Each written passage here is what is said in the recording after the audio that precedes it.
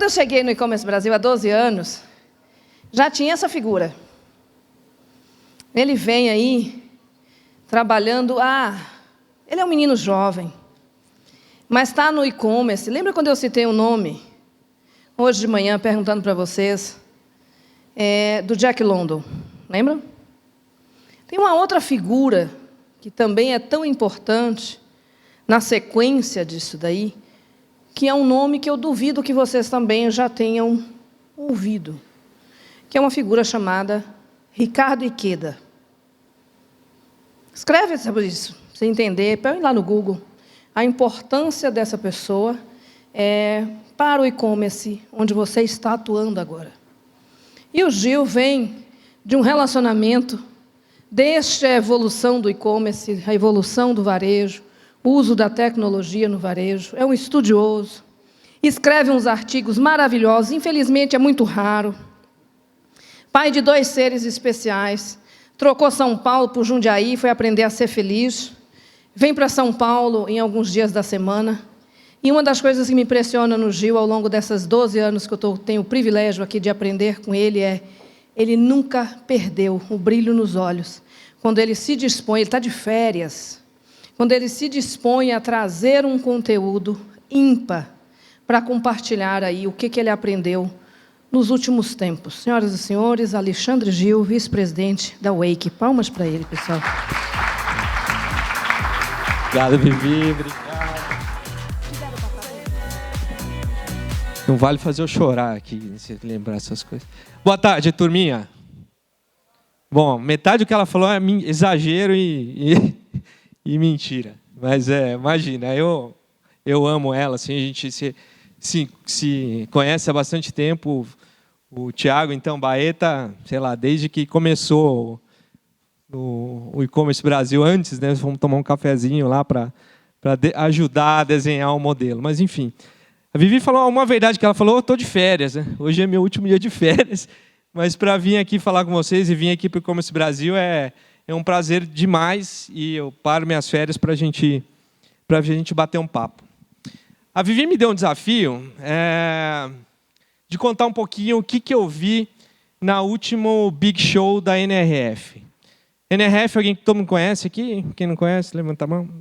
Ninguém conhece. NRF é o maior evento de varejo do mundo, né? Ele acontece nos Estados Unidos. Ele acontece todo janeiro de todos os anos, né? Desde sei lá quanto tempo.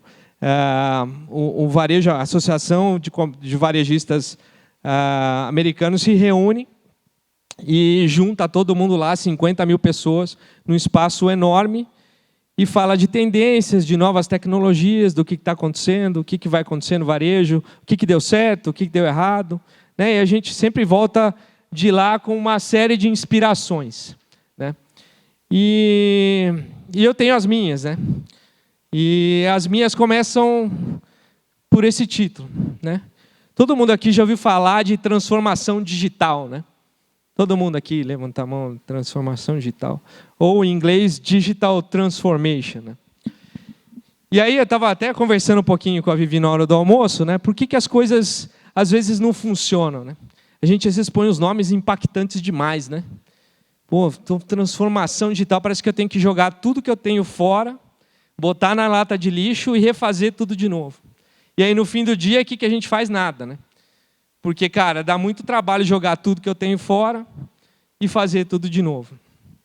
E aí, acho que o primeiro aprendizado dessa jornada em janeiro foi que, na verdade, a transformação, né, ou o digital, ele não veio para transformar, né? Ele veio para reformar, né? Assim, como todo mundo aqui mora em uma casa, num apartamento, o tempo todo você tem que fazer você está fazendo uma melhorazinha, está pintando uma parede, comprando um sofá novo, trocando uma TV. E é assim que a gente tem que encarar a tecnologia. Assim que a gente tem que encarar como a gente olha o digital e o físico unidos num só objetivo. Que pode ser experiência do cliente, que pode ser aumentar o faturamento, que pode ser aumentar a lucratividade.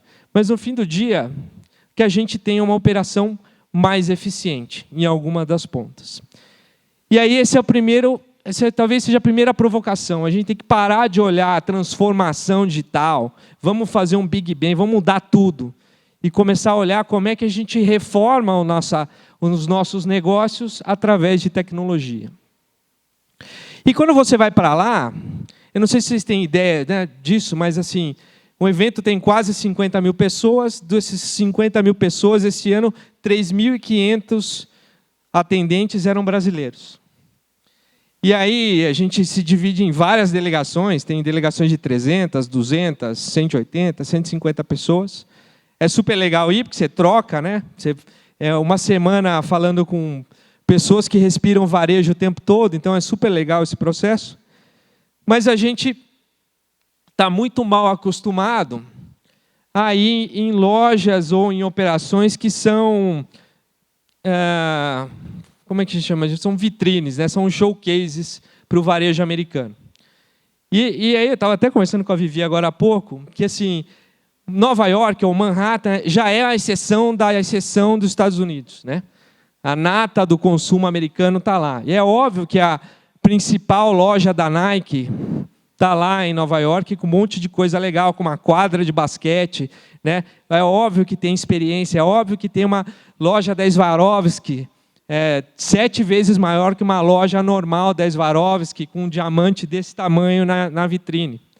Porque aquilo tudo é uma grande vitrine do que tendencia o resto das lojas. Mas quando a gente olha, além do design, além da inovação, além da experiência, e tenta replicar ou tenta buscar essas coisas nas outras lojas da Nike, da Swarovski, da Tiffany, da Macy's, o que a gente olha é a operação. É óbvio que a gente tem um monte de coisas legais acontecendo nessas vitrines, e isso, obviamente, serve de laboratório para se replicar em inovação, em mais tecnologia, e melhor atendimento para o consumidor. Mas o que me toca, o que faz para mim a diferença do varejo americano é como eles fazem tecnologia, atendimento, experiência virar eficiência. E para mim, é o segundo ano consecutivo que a NRF tem como tema eficiência. Você ouve os CEOs das maiores redes varejistas, das maiores indústrias americanas, e o que eles estão falando é como eu vou trazer melhor experiência, empoderar minha marca, trazer mais tecnologia, mas tudo em prol da melhor eficiência. Porque, não sei se vocês se lembram, né, tinha um tempo atrás em que não precisava muito dar lucro, né? Assim, para as empresas menores, a gente sempre teve que dar lucro, mas em algum momento a gente podia gastar dinheiro, né? E da pandemia para cá, todo mundo virou aficionado descobriu que uma empresa tem que dar lucro, né? Isso virou a grande tônica das empresas americanas e das últimas 2 NRFs. E aí, só para relembrar o que aconteceu, a gente tem um cenário pós-Covid, que eu não vou explicar tudo o que aconteceu, que o varejo online quase dobrou de tamanho depois da Covid e, em algum nível, manteve esse patamar. A gente teve uma acomodação de 2 guerras, né? Às vezes a gente esquece, está rolando ainda, né? A guerra lá na Israel e lá na Rússia, né? O petróleo talvez subisse, né? Ninguém sabia o que ia acontecer, né? Então um monte de coisa aconteceu que deixou o cenário internacional instável. Isso, de fato, começou a gerar inflação no mundo. O ano passado, na NRF, era de 11 em cada 10 palestras, o palestrante falava da inflação. E o americano estava louco com isso, né? A gente já sabe o que é inflação, mas o americano não sabia. Então passou a inflação está passando no mundo, né? Está arrefecendo, né? Ainda existe inflação nos Estados Unidos. Obviamente a gente ainda tem um pouco de inflação aqui, mas ela está se acalmando, né? E aí o varejo foi muito mais forte em busca de resultado, né? O cliente ele não é que ele está mais exigente, ele está demandante, né? Essa é uma tendência de anos. A gente sempre vem falando que o consumidor cada vez mais tem mais informação, cada vez mais quer mais saber das coisas, mas agora ele está mandando você nos varejistas. Se você não entrega em um dia ou dois, ele não compra da tua loja. Se você não troca de uma maneira mais fluida, ele não compra da tua loja. Se você não tem uma boa explicação do que é o seu produto, ele não compra de você. Ele está te demandando cada vez mais. Além disso, ele está cada vez mais demandando uma experiência fluida entre os canais. Algumas das lojas, por exemplo, têm simulação de loja física dentro do e-commerce. A Crate & Barrel, por exemplo, que é um dos maiores varejistas de móveis americanos, se você coloca o seu CEP, para algumas das principais lojas, ele simula a entrada da loja naquele CEP que você está lá. Para quê? Para que você encontre os produtos mais ou menos na mesma disposição, para que o consumidor tenha mais ou menos a mesma experiência que ele tem online na loja física. Tem um outro ponto, né? Quem aqui é varejista? Levanta a mão. Tem uma turma aí. As pessoas ou o varejo, na verdade, está competindo com outros players que não são mais só o varejo, né? Quem aqui assina a Netflix? Levanta a mão. Quem assina a Amazon Prime? Quem assina a Apple TV? Quem tem mais serviços de saúde, está pagando uma academia melhor, ou tem algum plano de saúde adicional, está fazendo yoga, meditação, sei lá o quê. Só que está todo mundo ganhando mais ou menos a mesma coisa. E o que está acontecendo é que o varejo está cada vez mais competindo com players que não são só varejistas. A carteira do consumidor está destinando o dinheiro para outros lugares que não só comprar produto. Como é que a gente varejista une comodidade e experiência para ganhar essa guerra dentro da cabeça do consumidor? Porque é óbvio que loja física tem experiência e site tem comodidade. Como é que a gente traz mais experiência para o site e mais comodidade para a loja física? Como é que a gente encanta mais esse consumidor para que ele consuma mais e que a gente não perca esse share of wallet que a gente varejista tem perdido ao longo do tempo para outros players que nem são varejistas. Além disso, as relações entre varejo, marcas e consumidores, né, varejistas e consumidores, estão sendo remodeladas. Cada vez mais as marcas têm mais importância nesse processo. É muito claro, tem várias pesquisas dizendo que as pessoas pagariam mais para comprar produtos, sabendo que a empresa tem uma correlação com seus valores, que elas não empregam trabalho escravo, que elas não poluem o meio ambiente. Essas relações estão mudando. O consumidor está mais consciente e está querendo um pouquinho mais. E é por isso que cada vez mais as marcas têm mais propósito. Se a gente pega a Levi's, por exemplo, que foi um grande case apresentado lá, foi a nova CEO da Levi's, a Levi's está em aproximadamente 70% do guarda-roupa americano. É gente pra caramba. Qual é o desafio da Levi's? Não só mais vender calça jeans, porque 70% das pessoas já têm calça jeans. Como é que ela começa a aumentar a penetração em outras áreas de vestuário? Ela comprou uma marca de ginástica, está todo mundo voltado para o wellness, para o bem-estar, né? Ela está cada vez mais expandindo a linha de produtos para camisetas, camisas e outras coisas. Ela quer participar mais do guarda-roupa do consumidor, mas sem deixar o que eles chamam de espírito americano da Levi's. Então, a Levi's tem essa correlação muito forte do que a marca significa, né, de ser uma marca super pop, presente na vida das pessoas, e está usando disso para aumentar cada vez mais a penetração nos guarda-roupas das pessoas. A Petco é a mesma coisa. Cada vez mais as lojas estão sendo personalizadas para para ter uma relação mais próxima com a vizinhança. Então, se você vai numa loja de Nova York, ela tem um mix de produto cada vez mais apropriado para aquela vizinhança. A loja é ambientada para isso, né? Ela está oferecendo cada vez mais serviço. Eu fui numa loja que você podia deixar o seu cachorro para fazer banho em tosa. Isso a gente já tem aqui, né, em vários pet shops. Mas tem uma área que você mesmo podia dar banho no seu cachorro. Você paga lá uma graninha e você usa aquela área para você dar banho no teu cachorro. Se você não quiser deixar o seu cachorro para que ninguém dê banho, né? Tem uma área cada vez mais importante dentro da loja para comida saudável, para os pets, né?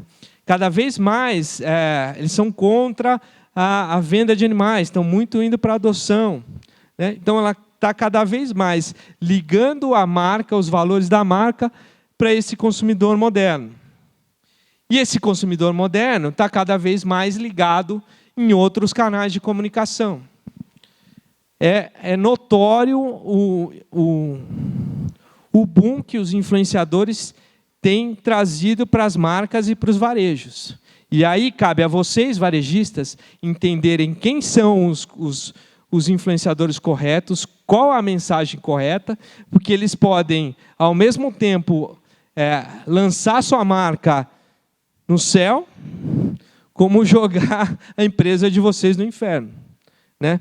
Assim, é muito importante saber como e quem são os influenciadores que vão falar da tua marca. E um caso super legal, não sei se dá para ver aqui, mas é a Shein, que a gente aqui fala Shein, enfim, mas eu aprendi que é Shein. Cara, a Shein, ela, no último ano, quase bateu o tráfego da Target nos Estados Unidos. Uma empresa chinesa que entrou há 18 meses nos Estados Unidos, quase bateu o tráfego da Target nos Estados Unidos. Como? Comprando mídia? Não. Fazendo anúncio no Super Bowl? Não.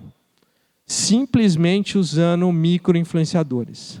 Tem uma legião de micro-influenciadores ajudando os consumidores a ter um look mais legal, a usar os produtos, a combinar os produtos, a usar as maquiagens, a se relacionar com o produto. Tem uma série de influenciadores falando para os consumidores como eles vão utilizar esses produtos, como eles se relacionam com a marca, né? É gente como a gente falando para a gente. E essa é a beleza dos influenciadores, né? Eu costumo dizer que assim, contratar sei lá, Giovanna Antonelli para fazer influência, isso não é novidade, né? A gente ia contratar ator global para fazer propaganda desde 1900 e Guaraná com rolha, né? Mas usar essa quantidade de pessoas normais que dedicam sua vida em gerar conteúdo, e um conteúdo que seja relevante para elas e para os seus consumidores, isso sim é uma grande oportunidade que vocês varejistas podem ter para conectar suas marcas com esse novo consumidor. Um outro ponto, né? E aí tem tudo a ver com aquilo que eu estava falando com a Vivi, assim, e com o título, né? Essa é uma frase que eu ouvi lá: Embrace technologies that allow you to grow. Eu ouvi de um painel de CFOs, né? De diretores financeiros de varejistas. O que os caras... Primeiro, o papel do CFO tem mudado muito. Antes era o cara que controlava o financeiro, contas a pagar, receber e contabilidade. Os diretores financeiros estão cada vez mais entrando no negócio, porque eles podem ajudar a fazer o business plan funcionar, né? E eles estão cada vez mais voltando seus olhares para a tecnologia, não para testar qualquer tecnologia, mas para que as tecnologias que vão proporcionar um crescimento ou melhor eficiência para esses varejistas sejam utilizadas. Às vezes a gente fica, pô, mas essa tecnologia é cara, não, eu vou investir não sei quanto. Mas assim, muitas vezes eu pergunto para as pessoas, tá bom, você vai investir 200 mil reais, 300 mil reais, 1 milhão de reais, sei lá quantos, R$1 que seja, né? qual é o resultado que você espera? O que isso vai fazer? Vai melhorar a tua conversão? Vai trazer mais gente para a tua loja física? Vai melhorar a experiência do consumidor? Você vai precisar de menos gente para atender a mesma quantidade de consumidores? Quanto isso vai economizar no seu PNL? Quanto isso vai trazer mais receita? Às vezes a gente não faz conta. A gente não tem indicadores de sucesso claro. Por isso que é tão difícil a gente adotar tecnologia. E por isso que quando vem termos como transformação digital, dá um medo danado. O que a gente tem que aprender a partir de agora é entender quais são as tecnologias que vão destravar crescimento ou melhorar a performance e definir quais os indicadores de sucesso para essa implementação de tecnologia, coisa que a gente muito pouco faz. E para fazer isso, a gente cada vez mais precisa de dados, né? A gente fica o tempo todo falando de dados acionáveis. Quem aqui já ouviu falar de dados acionáveis, né? A gente está um passo antes, né? A gente tem que ter dados acessíveis. Quantos de vocês colocam todos os dados de vocês num único data lake, né? Num lago de dados, ou piscina de dados, né? Quem aqui tem loja física e loja virtual? Quem daqui deduplica o cliente, né? Eu sei que o mesmo cliente que foi na loja física está na loja virtual, eu sei o que ele compra num canal, o que ele compra no outro, qual a conversão no canal e qual a conversão no outro. Isso é tecnologia que destrava crescimento. Se vocês ainda não unificam dados de vocês, se vocês ainda não entendem o consumidor de vocês de maneira mais assertiva, vocês estão longe de dar o próximo passo. E é isso que é a reforma digital que eu tenho pregado. Mais do que isso, né? Andando na feira e ouvindo as palestras, a cada 10 palestras, 8 falavam de inteligência artificial. A cada 10 estandes, 15 tinham inteligência artificial. Era inteligência artificial para todo lugar. E aí, eu vou parafrasear o CEO da Saks. Ele falou, a gente tem que tomar cuidado para a gente não usar muito, muito rápido e muito antes. Tecnologia, inteligência artificial também tem que ser voltada para performance. E aí, eu tenho visto muito, o que eu vi de mais assertivo sendo usado, tecnologias que vão fazer melhor alocação de estoque, fazer um melhor forecast de vendas, ajudar os varejistas a comprar melhor, ajudar varejistas a precificar melhor. O CEO da Macy's diz que ele tem algoritmo para dizer qual preço ele vende cada SKU em cada loja. Não precisa ter o mesmo preço. Eu posso melhorar minha margem, porque eu sei que o consumidor de um lugar vai pagar mais caro no item do que outro. Para isso que a inteligência artificial serve amanhã, não daqui 10 anos. Obviamente vão ter outras milhares de aplicações, mas a gente tem que ser mais assertivo no que a gente escolhe. Um outro ponto, a loja física é o centro do e-commerce. Já acabou essa história de que o e-commerce vai matar a loja física e que a loja física vai matar o e-commerce e que as coisas andam separadas. Eu fui visitar uma loja da Nordstrom. Aquela única loja da Nordstrom em Nova York despachava, vamos fazer um chute, quantos pedidos vocês acham que uma loja da Nordstrom despacha por dia em Nova York? Uma das 600, 700 lojas. Chuta aí, eu quero ouvir um número aí. Fala aí o número. Fala o número, alguém fala o número. 100? 500? 2.000 pedidos por dia. 2.000 pedidos por dia sendo despachados de uma loja física. É muita coisa. Mas isso tem dados, isso tem integrações, isso tem um time preparado, isso tem um time treinado. Isso ajuda para que o consumidor fique mais perto do produto, que o produto chegue mais rápido na casa do consumidor e que ele compre mais. Eu estou estourado com o tempo, e eu vou correr aqui. Desculpa aí, Vivi. Mas a boa notícia para o e-commerce é que, assim, a gente veio da pandemia, o e-commerce explodiu, depois todo mundo ficou com saudade da loja física, né? Parece aquele cara que separa, fica solteiro um tempo, só que chega uma hora que ele quer casar de novo, né? Então ele entendeu qual é a comodidade da história toda, né? As coisas estão começando a andar, porque o bem mais precioso que a gente tem é o tempo, né? Nosso tempo é muito precioso, então o e-commerce volta a crescer mais do que a loja física, e isso são todos os dados, artigos que eu tenho lido. Isso é um ponto super legal. Mas ele só volta a crescer mais se a gente tivesse integração de físico e digital. Se a gente proporcionar melhor experiência online e se a gente tiver a loja como centro do e-commerce. Por isso que também a cada 5 palestras, 3 se falava de omnicanalidade. Como é que a gente trata melhor esse consumidor? Como é que a gente não só vende melhor para ele, mas como é que a gente entende melhor o que acontece com ele? Quais são os dados desse consumidor omnichannel? Né? Outro ponto que parece besteira, mas é devolução. Como é que vocês tratam devolução? Posso comprar online e devolver na loja física? Como é que eu facilito, tiro a fricção, levo o consumidor para a loja, quem sabe para vender mais toda vez que ele vai lá para trocar um produto?